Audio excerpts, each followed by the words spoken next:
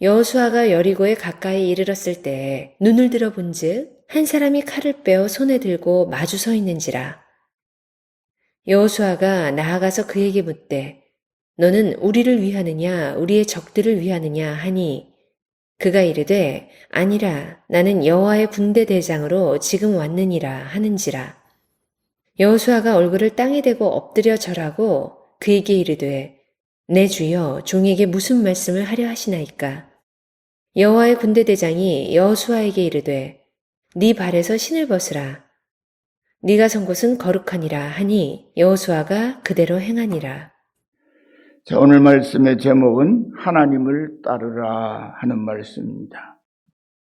우리는 하나님을 아버지라고 부르고 또 예수님을 나의 주 나의 하나님이라고 고백하는 그리스도인들입니다.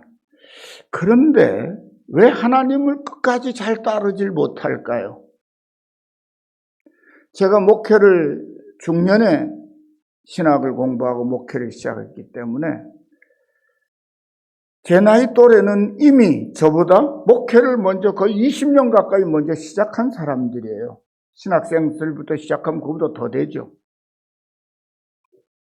그런데 이분들이 목회의 끝자락을 봐가면서 같이 이제 저도 이제 목회의 끝자락을 봐가고 그분도 끝자락을 봐갔는데 60이 넘을 만한 나이가 됐을 때 60은 이순이라고 휘가 열렸다는 뜻이잖아요. 그런데 이분들이 변하는 거예요. 그전에는 주님을 잘 따르는 것처럼 보였고 그래서 존경하고 그랬었는데 이분들이 이제 주님을 따르는 일을 벗어나서 엉뚱한 걸 자꾸 따라간단 말이에요. 그거 왜 그럴까 궁금했어요. 아직 목회를 한 20년 정도 했으면 30년 정도가 돼가면 뭔가 하나님을 따르는 게 너무 자연스럽게 되고 자기 생각, 자기 주장, 자기 고집들은 내려놓아야 이게 정상이잖아요. 근데 반대가 되는 거예요. 처음에는 하나님만 잘 따르는 게 아니라 선배 목사님, 교인들 중에 어르신, 장모님들 잘 따르던 사람들이었는데 어느 날부터는 날 따르라, 날 따르라 그렇게 사람들이 바뀌더라는 거죠. 왜 그럴까요? 가만히 보니까요. 내가 그래도 목회를 이만큼 했는데 그래도 뭔가 성과가 나타나야 되겠는 거예요. 내가 잘했다는 표가 나타나야 되겠는 거예요.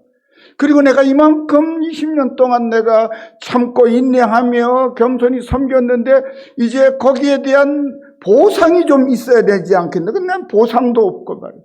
목회라는 게 보상을 바라고 목회를 하면요. 세상에서 제일 못할 짓입니다. 목회의 끝은 어떻게 보면요. 자신에게는 빈손이에요. 제가 목회를 하기 시작하기 전까지는요. 제게 가진 것이 굉장히 많았거든요. 왜요? 전 청년회 때 열심히 살았고 사업도 했고 뭐도 하고 하면서 나름대로 뭔가를 하나님께서 주신 것이 있었어요. 근데 목회를 다 끝나고 보니까 빈손이에요. 교회가 나를 먹여 살리지 않으면 한 달, 1년도 살기가 힘든 빈손, 아무것도 없는. 그래서 교회가 다행스럽게 저 은퇴할 때 집도 하나 마련하라고 또 그동안에 수고하셨으니까 퇴직금도 이런 걸 주니까 그리고 이제 원로 목사고 모두 당신 다 바쳤으니까 원로 목사 예우로 노후 생활을 책임지겠습니다. 우리 교회가 당회에서 결정하고 공동에서 결정해 주니까 이제 제가 이제 살 수가 있는 거죠. 목회자의 모습은 그런 것 같아요. 그러니 항상 내 삶에 대하여 누구에게 당당하고 떳떳한 게 안 되는 거예요. 그래서 제가 그런 생각을 했어요. 노인이 된다는 것의 모습이 여러분 어떻게 생각하십니까? 가슴으로 활짝 펴고 허리를 꼿꼿하게 하고 항상 눈은 내려다보고 그런 모습, 그만큼 많은 걸 이뤄놨으니까 그럴 수 있겠다 생각하기 쉽잖아요. 근데 그게 아니에요. 목회자의 끝자락에는요, 등도 굽고 머리도 약간 숙여지고, 그래서 남을 이렇게 내려다보는 게 아니고 자기 발등을 쳐다보게 되고, 두 손을 모으고 허리를 약간 굽힌 자세. 그게 목회자의 은퇴할 때의 모습이 가장 아름다운 모습이 아닐까, 그런 생각을 하면서 목회를 마치기 한 5년 전부터 하나님, 제 모습은 두 손 모으고 허리를 약간 굽히고 머리를 약간 숙인 그런 등이 약간 굽은 모습이었으면 남들은 뭐라 그럴지 몰라도 저는 그게 가장 아름다운 저의 모습일 것 같습니다. 그래서 기도를 한 5년 동안 했어요. 그랬더니 진짜 하나님께서 머리를 못 들 정도로 이렇게 만들어 버리시더라고요. 근데 많은 우리 목회자 동역자들이 말이죠, 마지막 은퇴할 때에 또 은퇴를 앞두고 자꾸만 하나님이 아닌 다른 것을 따르는 그런 모습들을 보이는 경우가 많죠. 실제로 우리 나이 또래 되고 우리보다 한 10년 안팎 사이에 있는 목회자들 가운데 한국교회 부흥의 시대의 유명한 이름을 얻은 분들이 굉장히 많아요. 이름만 되면 여러분도 다 아실 거예요. 근데 그분들이 지금 어떤 모습이죠? 존경받는 목회자입니까? 비난받고 손가락질 받는 목회자가 돼 있습니까? 여러분, 자기 교회에서는 어떤지 몰라도 한국 교회나 한국 사회로부터는 그분들이 그 존경받는, 그분들이 50대, 60대까지는 존경받는 목회자라고 돼 있다가 은퇴 지금부터 은퇴한 이후로 지금까지는 손가락질 받고 존경이 사라져버린 목회자들이 무수하게 많습니다. 왜 그럴까요? 결국은 그분들이 하나님을 오로지 따르는 게 아니고 자기를 따르고 자기 생각을 따르고 자기 주장을 따르고 자기가 앞서서 그래요. 근데 예수님은 뭐라고 우리에게 말씀하셨느냐? 아무든지 누구든지 나를 따라오려거든 자기를 부인하고 자기 십자가를 지고 나를 쫓을 것입니다. 주님을 따른다는 것은 그런 것입니다. 자기라는 존재가 사라져버리는 거예요. 자, 이제 오늘 본문 말씀으로 한번 돌아가 봅시다. 우리는 모두 이 악한 세대에서 동일한 하나님의 말씀과 기도, 그리고 이웃을 향한 사랑을 가지고 믿음의 선한 싸움을 싸우는 하나님의 군사로 부르심을 받은 사람들입니다. 우리가 하나님의 군사로 부르심을 받았으므로 우리의 자녀들도 우리의 대장이신 예수님을 따르며 하나님의 영광을 위하여 착하고 선한 싸움을 승리로 장식하는 하나님의 좋은 군사로 잘 자라도록 가르칠 책임이 어버이인 우리들에게 있습니다. 오늘 어버이 주일이죠. 저는 어버이 주일 예배 때마다 부모를 공경하라 하는 설교보다 제가 할아버지가 되는데 어버이의 도리는 뭘까? 어버이 다음이 뭘까? 거기에 대한 생각이 항상 많아서 그런 설교를 계속했던 것 같습니다. 그렇습니다. 우리 믿음의 선진들이잖아요. 그러면 우리의 자녀 손들을 그리스도의 군사다운 믿음의 사람들로 잘 가르치고 잘 세워줘야 될 책임이 우리에게 있는 거예요. 실패하면 끝이에요. 아무리 유명한 목회자가 되어도 자식들이 신실한 믿음의 대를 잘 이어가지 못하면 할 말 없습니다. 유구무원이 올시다예요. 예전에 저희를 가르쳤던 신학교 강사를 했던 목사님 가운데 큰아들이 완전히 좀 험한 말 쓸게요. 날라리예요, 날라리. 아버지가 담임 목회를 하고 있는 제법 큰 교회인데요, 부산에. 저 대연동 근처 가면 거기 있어요. 아들이 말이에요, 노랑머리들이고, 지금부터 한 3, 40년 전입니다. 노란 머리들이고, 옷도 단정하지 않게 완전히 그런 옷들 입고, 반지 끼고, 목걸이하고 귀걸이하고 그러고 교회 오는 거예요. 그래가지고 투덜투덜 제 맘에 안 든다고. 그 바람에 교인들, 장로님들이 막 머리를 앓았어요.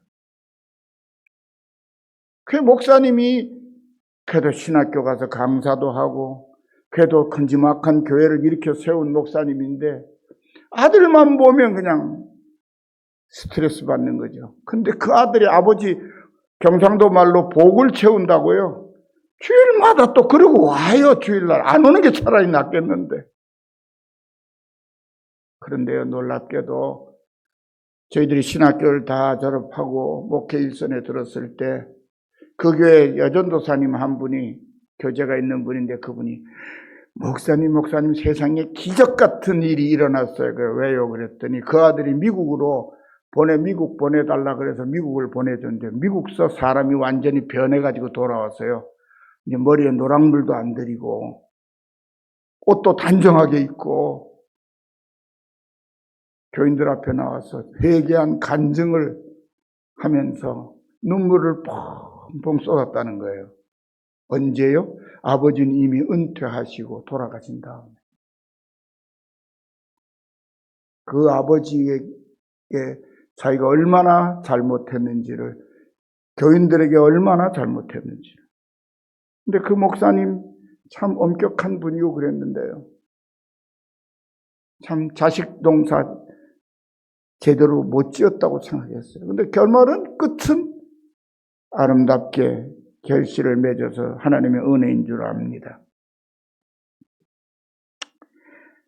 오늘은 하나님의 군대인 이스라엘을 지휘하려고 이끌려고 이스라엘 백성을 찾아온 여호와의 군대 대장의 이야기를 살펴보면서 우리가 감당해야 하는 책임과 소명에 대한 말씀을 함께 나누며 깨달음을 얻고자 합니다. 오늘 본문에 보니까 여호와의 군대 대장이 오셨습니다.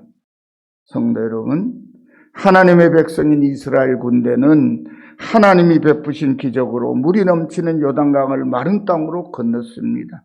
그리고 요단강을 건넌 후에 길갈에서 할례를 받고 유월을 지킴으로써 이제 이스라엘의 장정들은 여호와의 군사로서의 최소한의 자격을 갖추었습니다. 그리고 이스라엘 군대의 사령관인 여호수아는 가나안 땅에서 처음 마주친 견고한 여리고성에 대한 정탐을 이미 마쳤습니다.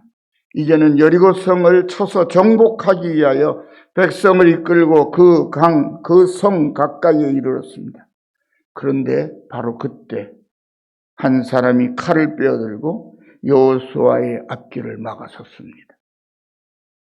여호수아는 난생 처음 보는 그 장수에게 묻습니다. 너는 우리를 위하느냐? 우리의 대적을 위하느냐? 그런데 그 사람은 뜻밖에도 아니라 나는 여호와의 군대 대장으로 지금 왔다고 대답합니다. 그는 자신의 정체를 여호와의 군대 대장이라고 밝혔습니다. 그러니까 그의 말은 나는 너희나 너희 대적 그 누구의 편에 서 있는 것이 아니라 오직 여호와의 명령을 따르는 군대 대장으로 여호와의 전쟁을 승리로 이끌기 위해서 이 자리에 왔다고 말하고 있습니다. 사랑하는 성도 여러분, 앞으로 수많은 적들과 싸워야만 하는 여호수아 입장에서 보면 자신의 앞길을 막아서는 낯선 장수가 아군인지 적군인지를 먼저 확인하는 것은 당연합니다. 하지만 하나님께서는 내가 너희에게 나의 군대 대장을 보내니 너희들은 이제부터 내 편에 서서 나의 군사로 싸우라고 말씀하신 것입니다. 이제 하나님께서 당신의 군대 사령관을 당신의 군사인 이스라엘에게 보내셨으니 모든 이스라엘 군사들이 할 일은 하나님이 보내신 사령관의 명령을 따라서 이 거룩한 전투에 참여하여 승리를 얻으면 되는 것이지요. 사랑하는 성도 여러분, 대부분의 사람들은 삶의 현장인 직장이나 단체에서 새로운 사람을 만나면 그 사람의 능력은 얼마나 되며 그가 가진 재산은 또 얼마나 될까 궁금한 게 많죠. 그 사람의 외부적인 조건을 먼저 헤아려 봅니다. 그리고는 왜 그렇게 헤아리죠? 이 사람 나에게 도움이 될까? 가까이 하는 게 좋을까? 아니면 내 앞길에 방해가 될까? 피하는 게 좋을까? 그 사람이 어떤 인격과 가치관을 가진 좋은 사람인가 하는 그 사람 자체보다는 거긴 별로 관심이 없고, 그 사람이 외적으로 갖추고 있는 거, 좀 함께 내가 덕볼 거 없을까? 잘못하다 가까이 더 손해보지 않을까? 그런 시선을 가지고 사람들을 본다는 거예요. 그러나 하나님을 믿고 따르는 성도에게는 상대가 내 편인가 아니면 남의 편인가 하는 것은 그렇게 중요하지 않습니다. 그보다는 내가 지금 하나님의 편에 서 있는가 아니면 사탄에게 속하여 있는가 하는 것이 가장 중요한 문제입니다. 주님의 제자들은 자신의 생명이 위태로운 형편에 놓였을 때에도 이 문제만큼은 분명했습니다. 그래서 베드로와 요한은 예수님의 이름으로 말하지도 말고 가르치지도 말라고 위협하는 사람들에게 사도행전 4장 19절에 이렇게 당당하게 대답합니다. 하나님 앞에서 너희 말 듣는 것과 하나님의 말씀을 듣는 것이 다 옳은가 판단하라. 그렇게 말합니다. 사랑하는 성도 여러분, 하나님의 백성인 우리들에게는 당신이 누구인가 보다는 내가 하나님과 사람들 앞에서 누구로 살아가고 있는가 하는 나 자신의 신앙과 삶의 태도가 더욱 중요한 것입니다. 영생의 길을 물으러 예수님을 찾아온 율법사가 내 이웃을 내 몸과 같이 사랑하시는 주님의 말씀을 듣고 다시 그러면 내 이웃이 누구입니까? 하고 묻습니다. 그러자 우리 주님은 성한 사마리아인의 이야기를 쭉 들려주십니다. 그리고 끝에 뭐라고 말씀하시죠? 가서 너도 이와 같이 하라. 그렇게 말씀하십니다. 누가 나에게 덕을 줄 이웃입니까? 나에게 도움이 될 이웃이 누구입니까? 라고 이 율법사가 묻고 있어요. 근데 성경이 가르치는 바를 가르치는, 율법을 가르치는 선생님이잖아요. 근데 하나님의 율법 속에 내 이웃을 섬기라고 하는 말씀이 있다는 거 모르지 않는데도 불구하고 그 생각이 없는 거예요. 나는 대접받고 내게 덕이 될 만한 사람하고는 가까이 해도 내게 위협이 될 만하고 내게 별 쓸모가 없는 사람은 내가 상관하지 않겠다는 생각인 거예요. 여러분, 법을 배운 사람들이 위험이 바로 그겁니다. 법을 이용해서 자기는 법망을 살살 빠져나가고 자기한테 마음에 안 드는 사람은 법 가지고 사람들 올가매고 감옥에 집어넣고 괴롭히고. 지금 우리나라를 가리켜 검찰공화국이니 뭐니 막 굉장히 시끄럽죠. 왜 그럴까요? 그렇게 해왔어요, 검찰들이. 제 친구 중에도 검사 출신들, 변호사들, 검찰들 굉장히 많습니다. 교부는 없어요. 고등학교를 졸업한 이후에는 잘 안 만나니까요. 저는 또 시골에 돌아와서 오래 살았으니까. 근데 신우회, 기독 신우회를, 동기의 신우회를 통해서 소식들을 제가 원하지 않아도 카톡으로 막 계속 올리니까 듣게 되죠. 근데 진짜 그 친구들 좋은 친구들인데도 그래요. 그 당연한 줄 알고 해요. 자기네들 가지고 있는 특권인 줄 알아요. 율법사들도 예수님 당시에 그랬어요. 그 율법을 가지고 자기를 엄격하게 통제하면서 하나님의 백성답게 사는 데 관심이 있다기보다는 일반 백성들, 배우지 못하고 가진 것 없고 힘없는 이웃들을 어떻게 율법이라는 것으로 통제해서 자기 말 잘 듣게 하느냐. 그게 곤두 서 있는 사람들이 성경에 나오는 율법사들이에요.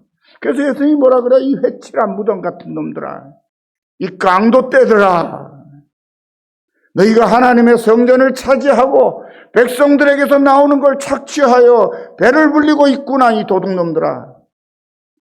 예수님이 도둑놈들아 그렇게는 말 안 하셨지만 그 말씀이 그 말씀이잖아요. 그런데 예수님 뭐라고 말씀하시고 율법사에게 너에게 좋은 이웃이 누군가 눈 뜨고 그 사람 살피지 말고 네가 좋은 이웃, 선한 이웃이 되어야 한다 이렇게 말씀하시는 거예요. 내가 어려움을 당한 사람에게 선한 이웃이 되어라.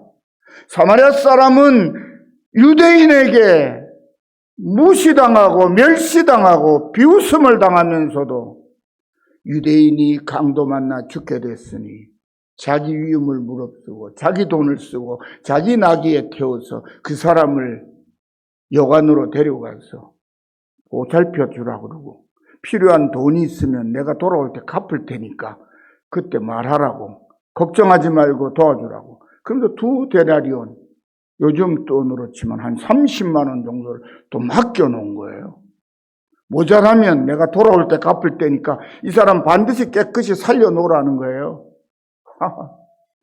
자기를 무시하고 자기를 조롱하고 그러는 사람을요. 여러분 선한 사마리아 이야기를 그냥 좋은 이야기로만 듣지 마세요. 그 나보고 그렇게 하라고 주님 말씀하신 거예요. 그 말씀 읽을 때마다 내가 나를 조롱하고 나를 비웃고 나를 멸시해도 그 사람 내 원수를 사랑하라고 하신 말씀대로 그 원수 같은 사람이잖아요. 그걸 돌보고 사랑한 사람이 선한 사마리아인이에요. 이 선한 사마리아인이 누구를 가리키는 겁니까? 바로 예수님 가리키는 거예요. 유대인들이 율법사들이 대제사장들과 서기관들과 바리새 사두개인들이 예수님 무시했잖아요. 저 나사렛 촌놈이라고 목수무지랭이라고. 그분이 그 모습을 겉으로 입은 하늘의 하나님 전능하신 창조주 말씀으로 세상을 만드신 주님이라는 사실을 도무지 알 수가 없어요. 그런 심령으로는 그런 악하고 거짓된 심령으로는 주님을 만나도 알아볼 수 없는 거예요. 우리가 욕심에 차서 사람을 바라보면요 그 사람의 참 가치를 알 방법이 없습니다. 나를 내려놓고 겸손함으로 진실함으로 바라보면요 남들이 아무렇지도 않게 보는 사람도 얼마나 소중한지 몰라요. 제가 요즘에 수요일 날은 온수교회 설교를 합니다. 온수교회 목사님이 전립선암 수술을 마쳤거든요. 그래서 당분간은 체력이 안 돼가지고.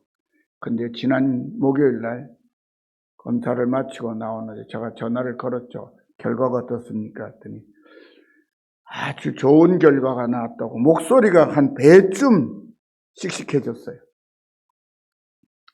그런데 제가 수요일 예배를 드릴 때 설교 시간에 이런 얘기를 했어요. 할머니 3분이 있거든요. 한 분은 또 편찮으셔가지고 못 오셨어요. 근데 2분 할머니 80이 넘은 2분 할머니에게 제가 이랬어요. 저는 여러분이 기도할 때마다 대표 기도할 때마다 은혜를 받습니다. 눈이 땡그래요. 왜? 이분들은 기도를 되게 아무것도 모릅니다 그러면서 기도하거든요. 주님 우리는 아무것도 모릅니다. 그래서 제가 당신들의 아무것도 모릅니다에 내가 은혜를 받습니다. 그러니 하나님 도와주세요. 기도가 그래요. 주님 우리는 아무것도 모릅니다. 그러니 주님이 도와주셔야 되고 주님이 이끌어 주셔야 되고 그렇습니다. 기도가 아주 간단해요. 3분도 채 못해요. 어떤 1분도 안 돼요. 기도, 대표 기도 한다고. 이 할매들이 하는데요. 근데 제가 그 기도할 때마다 은혜 받아요. 아, 이 양반들 정말 믿음이 참 좋구나. 남들 볼 때는 막 하늘에 불 떨어질 것 같지도 않고 뭐 변화도 일어날 것 같지 않은데 그 진실함만은요. 우리 교회는 그런 분 없어요. 3분 중에 2분은요. 이거 좀 뭐라 그러죠 이거? 유모차 같이 생긴 거요. 그거 밀고 다니시는데 허리가 90도입니다. 예배에 앉아 있으면 이렇게 꼿꼿하 앉아 있는데요. 의자에서 엉덩이 뛰는 순간 90도로 딱 꺾어져요. 허리가. 그래가지고 이 옆에 의자들 난간 잡고 예배당 밖까지 나오거든요. 제가 그분들의 자가용을 주차를 풀어서 그분들 쉽게 잡도록 하는 알바생입니다. 수요일마다, 주일마다 밤에 그거 내주면서 제가 참 귀한 분들이다 그런 생각. 사랑하는 성도 여러분, 이제 여호와의 군대 대장이신 예수님께서 우리 가운데 오셨으므로 우리는 모두 우리의 대장이신 예수님의 명령을 따라 거룩한 싸움을 잘 싸워서 반드시 승리를 얻는 하나님의 군사들이 되어야 합니다.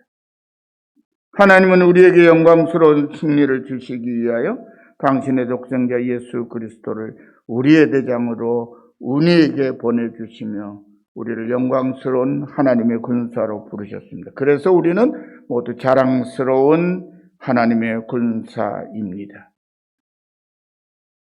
여호와의 군대 대장이라는 그의 대답에 여호수아는 두렵고 떨리는 마음으로 얼굴을 땅에 대고 엎드려 절합니다. 그리고 나의 주여 종에게 무슨 말씀을 하려 하시나이까 하고 묻습니다. 하나님의 인재 앞에 여호수아처럼 이렇게 겸손하게 엎드려 두루워 떠는 것이 하나님의 군사가 취할 마땅한 태도입니다. 여호수아는 세상에 그 무엇도 두려워하지 않는 용맹한 이스라엘의 장군입니다. 그러나 그렇게 용맹한 장군도 하나님 앞에서는 제대로 서 있을 수가 없습니다. 그래서 얼굴을 땅에 대고 엎드려 절하며 말씀하옵소서 종이 따르겠습니다 하고 자신을 낮춥니다. 사랑하는 하인의 중풍병을 고쳐주기 위해 주님 앞에 나온 백부장처럼 다만 말씀으로만 하옵소서 하고 주님의 명령을 기다리는 것, 바로 이것이 하나님 앞에서 하나님의 종인 우리들이 갖추어야 할 진정한 겸손입니다. 여호와의 군대 대장께서 땅에 엎드려 절하는 여호수아에게 네 발에서 신을 벗어라, 네가 선 것은 거룩하니라 말씀합니다. 그리고 우리는 이 말씀을 통해서 타지 않는 떨기 불꽃 가운데에서 임하셔서 모세에게 이리로 가까이 오지 말라, 내가 선 곳은 거룩한 땅이니 내 발에서 신을 벗으라고 말씀하신 그 하나님의 말씀을 떠올리게 됩니다. 이처럼 성도들에게는 언제나 여호와 하나님이 계신 곳이 바로 하나님의 능력과 은혜가 임하는 거룩한 곳이 됩니다. 이제부터 하나님이 보내신 여호와의 군대 대장이 이스라엘을 지휘하게 되었습니다. 그러므로 지금까지 여호수아가 이끌어온 이스라엘 군대는 이제부터 여호와의 군대 대장이 이끄는 명실상부한 하나님의 군대가 되었습니다. 그러므로 이제부터 이스라엘은 모두 거룩하신 여호와 하나님의 군대임을 나타내는 세상의 군대와 구별되는 모습의 새로운 무장을 갖추어야 합니다. 그리고 바로 그 새로운 무장은 신을 벗고 자신을 낮추는 것으로부터 시작됩니다. 오늘날 한국교회와 한국교회 목회자들의 문제는 뭡니까? 신을 벗고 겸손히 자신을 낮추어 하나님의 군사로서 자세를 갖추는 게 아니라 뭔가 세상 것으로 덕지덕지 치장을 하고 세상 사람들이 알아줄 만한 무언가를 덧붙이려고 애를 씁니다. 여러분, 저는 학위라는 것은 아무것도 없는 사람입니다. 근데 목사님들 학위들 굉장히 많아요. 저는 명함도 거의 없이 삽니다. 근데 어떤 분은 목사님이 명함을 하나 저한테 내밀었는데 그 명함 뒷면에요, 그분에 대한 게 무슨 장, 뭐 현, 전임, 해가지고 그냥 쫙 깨알 같은 글씨로, 제 눈에는 안경을 벗어도 잘 안 보일 정도로 작은 글씨로 그 작은 명함에 그 모든 걸 다 적을래니까요. 왜 그렇게 명함에 적죠? 제 명함은요, 옛날에 제가 가지고 있던, 지금도 어디 흔적이 있을 거예요. 대한예수교 장로의 열린교회, 담임 목사 박용재. 그리고 전화번호, 주소 끝. 아무것도 없습니다.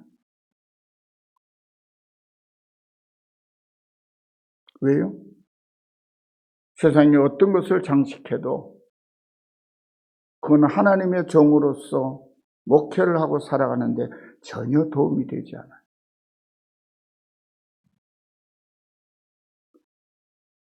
선배 스승이신 신학교의 목사님 한 분이 우리는 목사라는 명칭으로 다 된 겁니다. 그렇게 하시는 말씀을 들었어요. 그분은 정말 신학 교수들도 인정하는 학위들을 가지고 있어요. 세계 신학계가 인정해주는 학위를 가진 분이에요.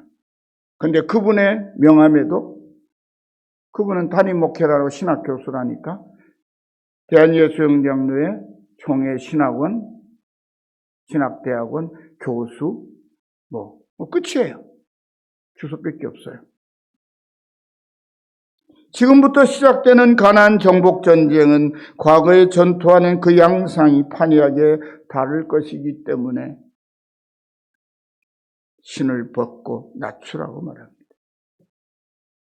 이제부터는 정복한 땅을 차지하고 정착해야 하므로 이스라엘의 모습은 하나님의 군사로서의 가나안 사람들과는 아주 달라야 하기 때문입니다.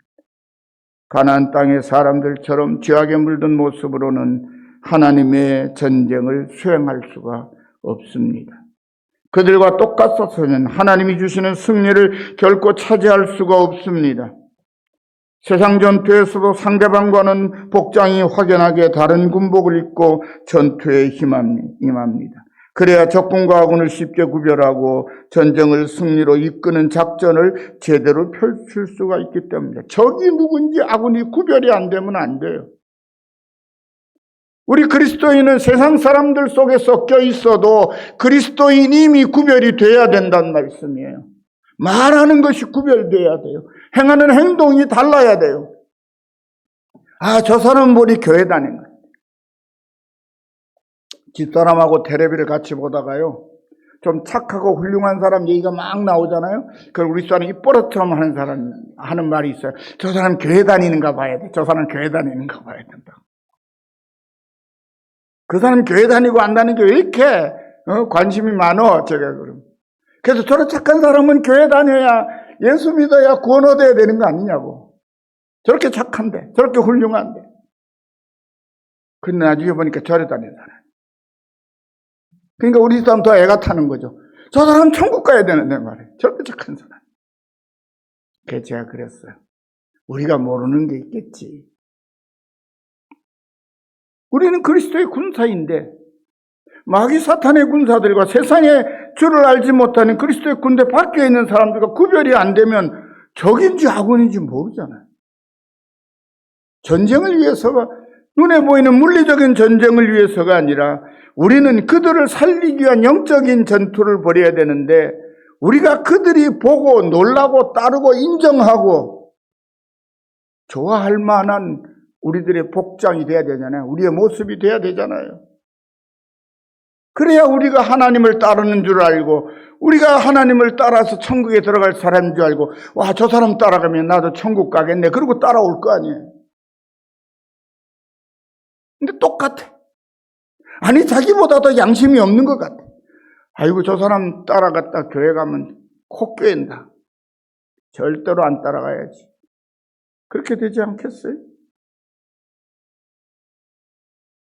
거룩한 여호와의 전쟁을 수행하는 여호와의 군사가 사탄의 속한 세상의 군사와 구별되지 않는다면 어떻게 영광스러운 승리를 거둘 수가 있겠습니까? 그러므로 하나님께서는 전투에 임하기 전에 언제나 당신의 군사들에게 내 신을 벗어라. 내 삶의 태도와 모습을 합당하게 바꿔라 라고 명령하시는 겁니다. 위대한 하나님의 군대의 지휘관이었던 사도 바울은 자신이 훈련시킨 장수인 디모데에게 디모데후서 2장 3절 4절에 이렇게 가르칩니다. 내가 그리스도의 좋은 병사, 예수의 좋은 병사로 나와 함께 고난을 받으라. 병사로 복무하는 자는 자기 생활에 얽매이는 자가 하나도 없나니 이는 병사로 모집한 자를 기쁘게 하려 함이라. 아이고, 장소로 봤더니 명령하고 큰소리 칠 줄 알았더니 나와 함께 고난을 받으라. 그게 그리스도의 군사입니다. 저와 여러분 역시 모두 바울과 디모데처럼 이 악한 세대에 거룩하시는 예수의 군사로 부르심을 받았습니다. 그러므로 우리는 모두 예수의 좋은 군사가 되기 위해 새로운 각오와 새로운 삶으로 무장을 하고 우리의 대장이신 예수님께 자신과 자신의 자녀들을 모두 바치는 헌신된 삶을 살아야 합니다. 그래서 우리들 모두가 하나님께 주신 자신의 재능과 힘으로 자신의 전문 분야에서 뛰어난 승리를 거두는 하나님의 군사들이 되는 것이 우리의 삶의 비전과 목표가 되어야 합니다. 연세 드신 분은 그럴 거예요. 내가 지금 뭘 할 수 있다고. 아파트 옆집에 사시는 분하고 친숙한 좋은 이웃이 되는 것만으로도 여호와의 군사의 소명을 감당할 수 있습니다. 아파트 뜰을 거닐다가 만나는 사람에게 다정하게 반가운 인사 한마디 건네고 혹시 주머니에 사탕이라도 있으면 하나 드셔보시겠어요? 하고 나누는, 요즘 다 외롭잖아요. 옛날처럼 이웃이 다정하지 않잖아요.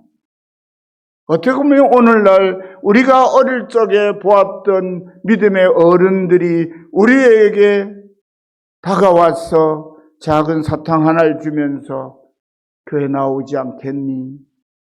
그러면서 보여줬던 그 진실하고 따뜻한 마음들, 그것이 오늘날 우리가 그리스도의 군사로 우리의 이웃들과 어울려 살아가는데 아주 좋은 전도의 도구가 될 수도 있습니다. 저는 시골에 길을 거닐다가요, 가끔씩 초등학교 어린애들이 마주쳐 오다가 전혀 낯설고 전에 본 적도 없는 아이들이 안녕하세요 하고 머리를 한번 숙이고 지나갑니다. 그럼 고맙다. 저도 그러면서 웃습니다. 그리고 집에 돌아올 때까지 그 마음이 즐겁습니다. 내가 이 귀한 농촌의 이 귀한 초등학교 어린애한테 인사를 받았어요. 제 동생 목사는요, 고속도로 휴게소에서 노예 가다가 휴게소에 들러 밥을 먹었는데요. 초등학교 한 3, 4학년쯤 된 애들이 여러 명이 무슨 학교에서 무슨 행사에서 가는 거예요. 그 휴게소에 같이 둘러 앉아 있어요. 근데 그 중에 한 녀석이 통통하게 생긴 녀석이 안녕하세요. 반갑습니다. 그리고 우리들 지나가는데, 밥 먹고 지나가는데 인사를 한 거예요. 그랬더니 제 동생이요, 너 일로 와. 부르더니 자기 집에 가서 10,000원짜리 하나 꺼내서, 야, 네 인사받은 값이라고. 우리 같이 막 웃었죠. 그 모임, 전혀 낯선 사람, 아이들하고의 만남 가운데 기쁨이 막, 이런 애가 있구나. 그런 거지. 하나님의 거룩한 전쟁에서 승리하는 것. 이것이 바로 나와 우리 가정과 우리가 섬기는 이 교회가 이 시대에 존재하는 이유이고 목적이고 사명입니다. 그리고 이 전쟁에서 우리의 대장은 오직 우리 주 예수 그리스도 한 분뿐이시며 우리는 이 선하고 거룩한 생명의 전쟁에서 승리함으로써 세상을 변화시키며 이웃 사람들의 생명을 살릴 수가 있습니다. 우리들 모두가 거룩하신 하나님의 군사로 단단히 무장하고 이 영광스러운 전투에서 우리들의 제장 예수님의 이름으로 반드시 승리하시기를 소망합니다. 그래야므로 우리를 당신의 군사로 부르신 하나님 아버지께 큰 영광과 존귀를 돌려드리고 우리의 왕이신 하나님께로부터 오는 한없는 축복을 받고 영생을 누리는 자랑스러운 하나님의 군사들이 되시기를 예수님의 이름으로 간절히 축원합니다. 기도합시다. 우리를 부르시사 아버지의 나라까지 인도하시려고 아들 예수님을 우리의 대장으로 세상에 보내시고 그분이 영적인 전쟁을 어떻게 승리로 이끌어 우리의 구원을 완성하셨는지를 가르치심으로 주의 부르심을 받은 저희들 그리스도의 군사로 주님과 함께 승리하는 길을 걷게 하셔서 감사합니다. 저희들 세상 바라보거나 우리의 욕심을 따르지 않고 앞서가시는 주님을 바르게 따라가며 겸손히 온유함으로 그리고 착하고 진실함으로 우리의 영적인 전쟁터인 이 세상 가운데에서 귀한 생명들을 주께로 인도할 수 있는 승리의 열매들을 맺게 해 주시옵소서. 새로운 한 주간 동안도 우리의 이웃들과 사랑을 전하고 받으며 나누고 함께 즐겁고 행복한 아름다운 삶을 이루어가는 그래서 저희들의 영육간이 더욱더 건강하고 평안한 한 주간 되게 하옵소서. 모든 말씀을 예수님의 이름으로 간절히 기도드리옵나이다. 아멘.